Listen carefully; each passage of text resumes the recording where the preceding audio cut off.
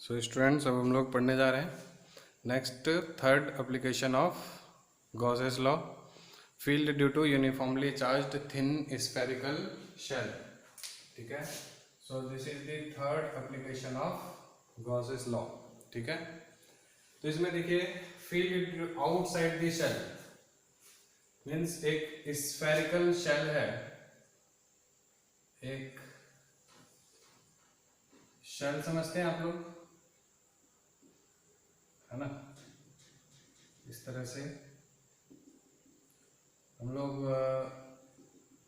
Chapter 8 gravitation में भी पढ़ चुके हैं शेल के बारे में, जब हम लोग due to acceleration due to gravity due to depth निकाल लेते हैं, है ना, inside the surface of earth जब निकाल लेते वहां भी स्फेरिकल शेल का एक कॉन्सेप्ट आया था।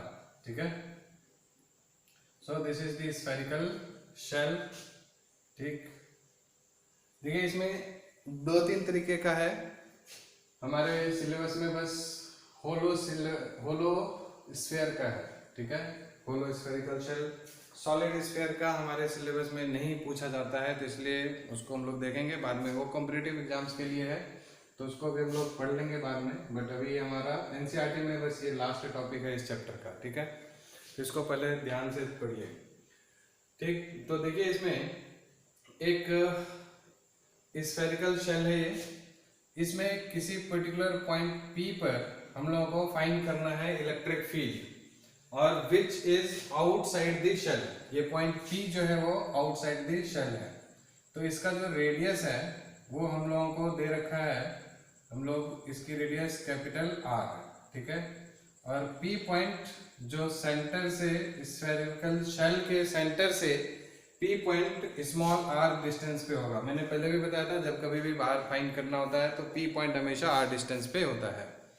ओके, तो यहाँ पर देखिए एक हम लोग फिर से ये, क्योंकि एक स्फेयर है तो इसका आप समझ सकते हैं स्फेरिकल सिमेट्री की जब बात करेंगे तो गॉसियन सरफेस भी स्फेरिकल ही होगा, इसमें कोई आपको ज्यादा डिस्कस करने की जरूरत नहीं है। ठीक है, स्फेयर है तो स्फेरिकल गॉसियन सरफेस ही इसके लिए आएगा, पॉइंट चार्ज का जैसे होता था उसी टाइप से, है ना। तो स्फेयर है तो इसके सरफेस पे चार्जेस होंगे, इतना तो समझ में आ रहा है। ठीक है, कोई चार्ज इनसाइड में नहीं होगा because this is a hollow sphere. Okay, ये शेल है तो अंदर में क्या है, खोखला है तो अंदर में कोई भी चार्ज नहीं होता, आउटसाइड दी सरफेस लाई करता है। डन, तो ये हमारा क्या हो गया, this is the Gaussian surface. ठीक है, ओके, तो सिंपल सी बात है, जब गॉसियन सरफेस हो जाता है फिर हम लोग सब में देखिए तीन, ये तीसरा डेरिवेशन है, तीनों में वही कर रहे हैं। पहले हम लोग, है ना, फ्लक्स निकाल लेते हैं सिंपल तरीके से, फिर गॉस लॉ के तरीके से निकाल लेते हैं, बात खत्म हो जाती है। ठीक है, तो अब आप देखिए जब यहां से हम लोग बात करेंगे इलेक्ट्रिक फ्लक्स की, है ना, यानी फिर से जो फ्लक्स थ्रू गॉसियन सरफेस, फिर से आप देखिए हमने पॉजिटिव चार्ज लिया है तो जो फील्ड लाइंस होंगी वो रेडियली आउटवर्ड होगी, इधर भी यहाँ भी, है ना, इस जगह पर, इस पॉइंट पर, इस डायरेक्शन में, हर जगह पर रेडियली आउटवर्ड होगी, है ना। So flux through Gaussian surface is equal to phi is equal to क्या होता है, E डॉट डेल्टा S का इंटीग्रेशन, है ना। अब देखिए इलेक्ट्रिक फील्ड सब जगह पे यूनिफॉर्म है। ठीक है, क्योंकि ये uniformly charged thin spherical shell है तो चार्ज सब जगह सेम है, तो इसलिए इलेक्ट्रिक फील्ड भी सब जगह पर क्या होगा, सेम होगा और रेडियली आउटवर्ड होगा। ठीक है, तो इलेक्ट्रिक फील्ड यूनिफॉर्म है, यानी इंटीग्रेशन किसके लिए, ds के लिए। अच्छा, डॉट प्रोडक्ट का क्या फंडा है, डॉट प्रोडक्ट का फंडा कुछ नहीं, देखिए हर जगह पर इलेक्ट्रिक फील्ड ये है तो एरिया का भी यही डायरेक्शन होगा, समझ आ रहा है कि नहीं। हर जगह पर देखिए यहाँ पर अगर ये है तो इस जगह पर एरिया वेक्टर इसी डायरेक्शन में, तो एरिया भी हमेशा रेडियली आउटवर्ड होता है, इलेक्ट्रिक फील्ड भी रेडियली आउटवर्ड होता है स्फेरिकल सरफेस में। आपको पता है यहाँ पर इस सरफेस पे देखिए इलेक्ट्रिक फील्ड का इस डायरेक्शन में, एरिया वेक्टर भी इसी डायरेक्शन में, है ना। तो जो गॉसियन सरफेस के थ्रू जो होगा अच्छा हम लोग जो एरिया ले रहे हैं वो किसका ले रहे हैं, इसका लेंगे या गॉसियन सरफेस वाला लेंगे, ठीक है, गॉसियन सरफेस का, क्योंकि फ्लक्स थ्रू गॉसियन सरफेस बोल रहा है, ठीक है, ये ध्यान में रखना है हम लोग को। तो इसलिए ये छोटा सा ds, ये ds, ये ds, ये ds, सब जगह पर एरिया और इलेक्ट्रिक फील्ड का डायरेक्शन सेम है, तो थीटा 0 cos 0 1, तो यहाँ पर डॉट प्रोडक्ट जो है हट जाएगा, सिर्फ e ds का इंटीग्रेशन होगा, और इंटीग्रेशन ऑफ ds आपको पता है, ds का इंटीग्रेशन छोटे छोटे एरिया का इंटीग्रेशन, तो स्फेरिकल शेल था और ये स्फेरिकल सरफेस है गॉसियन, तो गॉसियन सरफेस का सरफेस एरिया स्फेरिकल है तो 4 पाई r, r कौन सा, स्मॉल या कैपिटल, आप देखिए ध्यान से, यहीं पे बच्चे थोड़ी गलती करते हैं, तो गॉसियन सरफेस के थ्रू फ्लक्स ले रहे हैं तो r यहाँ पर क्या होगा, स्मॉल, ठीक है, सो फ्लक्स यहाँ से आ गया हमारा 4 पाई e into 4 pi r square, this is equation number 1, ठीक। अब किसका यूज करते हैं हम लोग, from Gauss's law, Gauss's law से जब हम लोग फ्लक्स का फॉर्मूला फाइंड करेंगे तो ये क्या देता है, charge enclose divided by epsilon not, ठीक है।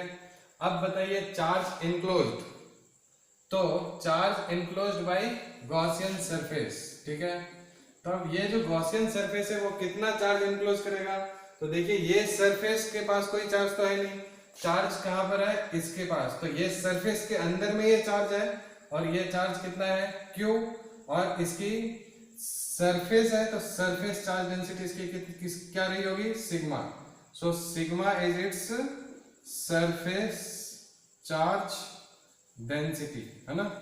अगर ये क्वेश्चन में दिया हुआ है तो ठीक है, नहीं दिया हुआ है तो हम लोगों को एज्यूम करना है कि स्फेरिकल सरफेस है तो इसकी सरफेस चार्ज डेंसिटी सिग्मा होगी। अब आप समझिए, this sigma is equal to surface charge density मतलब charge per unit area, so this sigma is equal to charge upon में एरिया, एरिया इसका कितना होगा 4 पाई, क्योंकि ये भी स्फेरिकल शेल है तो area equal to 4 pi are square, R कौन सा, इसका रेडियस कितना है कैपिटल आर, ठीक है। सो ये है आपका Q की वैल्यू, यहां से क्या हो जाएगी 4 pi are square into sigma, done. So Q enclosed जो भी हमारा आया है वो यहाँ पर पुट कर देंगे, this is equal to 4 pi are square sigma divided by epsilon not, this is equation number 2। अब हम लोग from first and second equation calculate कर सकते हैं कि E into 4 pi are square is equal to 4 pi are square sigma upon epsilon not, ठीक है। तो आप देखिए इसमें कोई कोई जिंदगी से गया, ये 4 पाई कैंसिल आउट हो गया, ठीक। तो अब आपको यहाँ पर क्या इंफॉर्मेशन बच रहा है, this electric field is equal to sigma are square sigma upon epsilon not R square divided by small R square, this is the electric field. आप इसको जनरल इक्वेशन की तरह ट्रीट कर सकते हैं, ठीक है, समझ आ रहा है। अब देखिए, बट हम लोग यहां से देखिए, अगर Q इक्वल टू इतना है तो हम लोग अगर ये पुट कर दें यहाँ पर सिग्मा आर स्क्वायर की वैल्यू, तो सिग्मा आर स्क्वायर की वैल्यू, ये वाली जो वैल्यू है यहाँ से हम लोग फाइंड आउट कर लेते हैं, this is equal to Q enclosed divided by 4 pi, ठीक है। अब इस वाली वैल्यू को हम लोग इसमें दोबारा पुट करके देखते हैं तो क्या आता है, E is equal to how much, E equal to sigma are square की जगह क्या रखते हैं Q अपॉन 4 पाई, डन, और divided by epsilon not into r square, ठीक है। So this is the actual value of electric field, is it visible, yes. तो it is actual value of electric field through the spherical shell outside the shell at a point P outside the shell where this r, इसका मतलब ये हो गया small r is greater than the radius of the spherical shell, ठीक है। तो ये आपका रिजल्ट आ गया, जो आप ऐसे भी समझ सकते थे, स्फेरिकल शेल है तो डायरेक्ट आप E equal to Q by 4 pi epsilon not R square हम लोग कह सकते थे इस पॉइंट पर, ठीक है ना। तो ये रिजल्ट है, ठीक। अगर इसको हम लोग को वेक्टर फॉर्म में लिखना हो तो वेक्टोरियली हम लोग इसको कैसे लिखेंगे, आप लोग थोड़ा सा दिमाग लगाइए। E इज इक्वल टू क्या हो जाएगा, this Q upon 4 pi epsilon naught R square, इसमें कोई चेंज नहीं आएगा। अब डायरेक्शन किधर है, तो रेडियली आउटवर्ड है, तो आप इसको R कैप के डायरेक्शन में लिख लीजिए या N कैप लिख लीजिए, which is perpendicular to the surface. तो R भी इसी डायरेक्शन में और इसी डायरेक्शन में N कैप भी होगा, तो R कैप या N कैप जो भी आपको लिखना है लिख सकते हैं, ठीक है। Which is a unit vector, है ना, perpendicular to the surface and it is in the direction of electric field और in the direction of radius, means ये distance R। Done. So this is your field outside the shell. इसके बाद हम लोग पढ़ेंगे field on the surface of the shell. तो देखिए, तो on the field on the surface of the shell अगर हम लोग को फाइंड आउट करना है, तो जैसे ये एक शेल है, ठीक, तो इसके सरफेस पे अब हमारा जो पॉइंट P है वो कहां चले गया, अब इसके सरफेस पे, तो ये इसका रेडियस, सॉरी सेंटर, और पॉइंट P अब इसी के सरफेस पे है। तो यानी जो ये पहले हमारा इसका रेडियस कैपिटल R था, अब गॉसियन सरफेस भी जो होगा वो यही होगा, ठीक है। तो कैपिटल R और स्मॉल r जो होगा वो दोनों इस केस में क्या हो जाएगा, इक्वल होगा। तो अब अभी देखिए, इससे पहले वाले केस में जब हम लोग कैलकुलेट कर रहे थे तो इलेक्ट्रिक फील्ड की वैल्यू ये आई थी, तो इसमें इलेक्ट्रिक फील्ड हमारा ये आया था sigma upon epsilon naught capital R square upon small r square. तो इसमें हम लोग स्मॉल r की जगह पे कैपिटल R की वैल्यू पुट कर देंगे, तो कितना आ जाएगा, sigma R square divided by epsilon naught R square, ठीक है। तो दोनों कैंसल आउट हो गया, so electric field comes out to be sigma by epsilon not, ठीक है।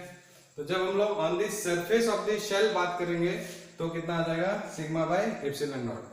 दूसरे तरीके से इसको लॉन्ग कट मेथड से भी आप कर सकते हैं, शुरुआत से जैसे उसमें किए थे उसी तरीके से कर सकते हैं, ठीक है। मींस इलेक्ट्रिक फील्ड इनटू में एरिया क्या हो जाएगा, 4 pi capital R square, small r की जगह जैसे electric field into 4 pi small r लिए थे वहां पर गॉसियन सरफेस के लिए, capital R square is equals to charge enclosed sigma into 4 pi R square divided by epsilon naught, है ना। ये कैंसिल आउट हो गया, तो electric field is equals to sigma upon epsilon not. तो लंबा जाने से कोई फायदा नहीं, डायरेक्टली इसमें पुट कर दीजिए तो वो भी चलेगा, है ना। ओके, अब देखिए थर्ड वाला जो केस है इसमें, ठीक, थर्ड केस वो क्या है, थर्ड केस है field inside the spherical shell, है ना। अगर इसके शेल के अंदर अगर हम लोग बात कर रहे हैं, ठीक है, और यहाँ पर इस वाले केस में ये हमारा जैसे सरफेस पे ये पॉइंट था, तो इलेक्ट्रिक फील्ड का डायरेक्शन वही होगा, ठीक है। यहाँ पर भी आप वही लिख सकते हैं, अलोंग R कैप या N कैप, है ना। डायरेक्शन की अगर बात करें, वेक्टोरियली लिखना हो अगर आपको, तो इसको electric field is equal to sigma upon epsilon naught R cap, है ना। R कैप तो यहाँ पर है नहीं स्मॉल r, तो इसलिए हम लोग क्या लिख दें, N कैप लिख देते हैं, ज्यादा अच्छा रहेगा, है ना। N cap is unit vector perpendicular to the surface. Done. अब थर्ड केस देखिए, field inside the spherical shell. तो इसका डायग्राम मैं ऊपर बना रहा हूं, नीचे शायद ना दिखे, कि ये हमारा स्फेरिकल शेल है, गंदा सा, और इसमें इस शेल के अंदर किसी पर्टिकुलर पॉइंट P पर, अच्छा इस शेल का रेडियस कितना है, कैपिटल R, लेकिन हम चाहते हैं किसी पर्टिकुलर पॉइंट P पर अगर हम लोगों को फाइंड करना है इलेक्ट्रिक फील्ड, तो इस P पॉइंट से फिर से हम लोग क्या करेंगे, गॉसियन सरफेस बनाएंगे, ठीक है, जिसका डिस्टेंस ये कितना हो जाएगा, स्मॉल r, समझ रहे हैं ना। तो फ्लक्स इज इक्वल टू क्या हो जाएगा, E into 4 pi small r का होल स्क्वायर, है ना।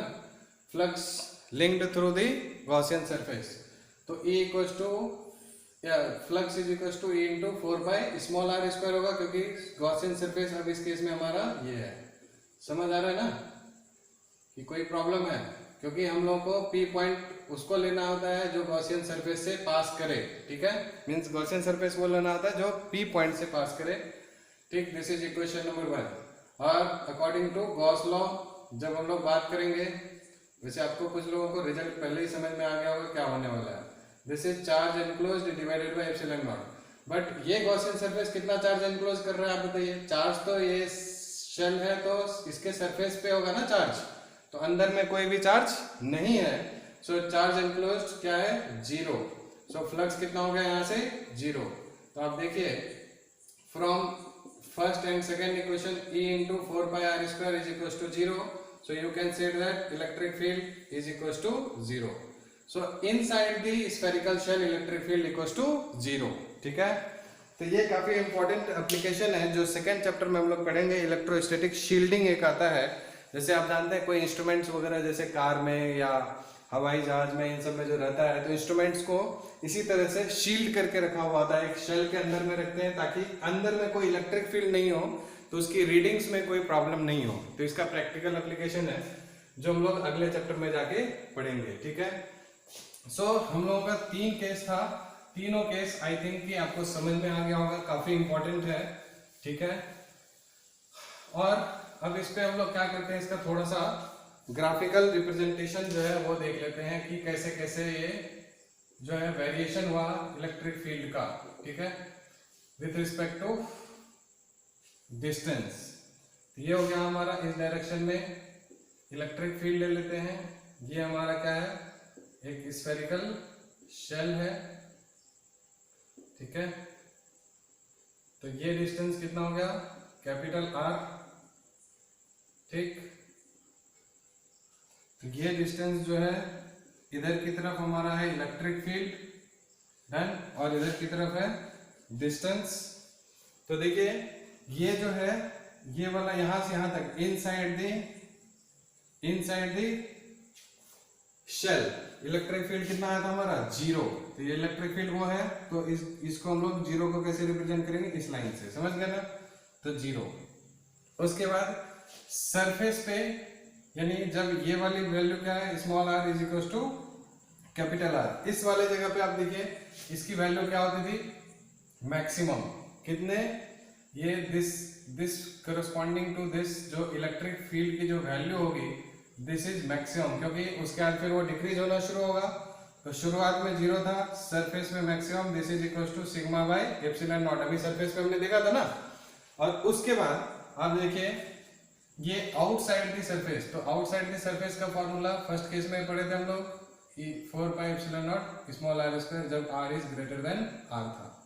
थर्ड केस था उसमें इनसाइड वाले में ये r is less than capital R होगा, ठीक है। ये वाला जो केस है ना थर्ड केस, इसमें r is less than capital R, ठीक। तो जो फर्स्ट केस था उसमें आप देखिए ये क्या हो रहा है, चार्ज सेम है, 4 पाई एप्सिलॉन नॉट सब सेम है, डिस्टेंस पे वेरी कर रहा है, और कैसे, inversely proportional to square of distance. तो इसका ग्राफ कैसे बनेगा, इस r के बाद ये इस तरह से जाएगा, है ना, ये।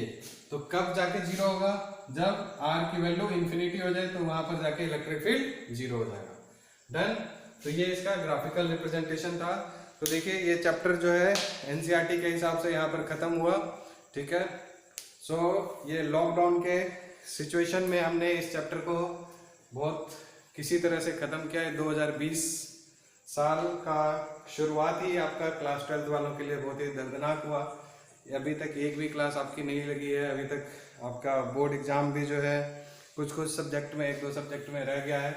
सो प्लीज़ आप लोग जो है स्टार्ट कीजिए 12th की प्रिपरेशन अच्छे से। एक चैप्टर हमारा ख़त्म हो गया, अधिक से अधिक इस पर हम लोग क्वेश्चंस करेंगे, ठीक है। मेरे लिए बहुत डिफ़िकल्ट था कि मैं ऑनलाइन टीचिंग करूं, बहुत मुश्किल से मैं जो है ऑनलाइन प्लेटफॉर्म पे आप लोगों के लिए मेहनत कर रहा हूं। इवन गर्मी में देखिए मतलब फ़ैन वगैरह ऑफ करके जो है क्लास लेना पड़ता है, कोई गैजेट्स भी नहीं है मुझे ऑनलाइन क्लास कराने के लिए। मोबाइल से किसी भी तरह से रिकॉर्ड कर रहा हूँ, कई सारी गलतियाँ होती है, तो उसके लिए आप लोग माफ़ कीजिएगा, ठीक है। तो और कुछ अगर इम्प्रूव करना हो तो सजेशन दीजिएगा, okay. Thank you very much, this is the end of chapter 1, okay, bye.